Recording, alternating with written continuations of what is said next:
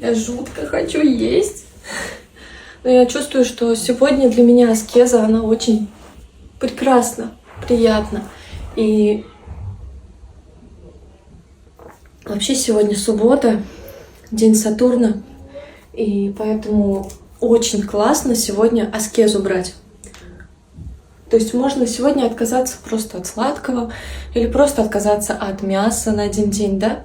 От мясных продуктов, поедания просто мясных или продуктов животного происхождения. И это будет уже хорошая аскеза для Сатурна, нашего Шани-дева.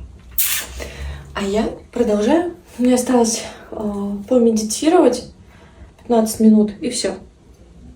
На сегодня первая чакра будет активирована. Обязательно подписывайтесь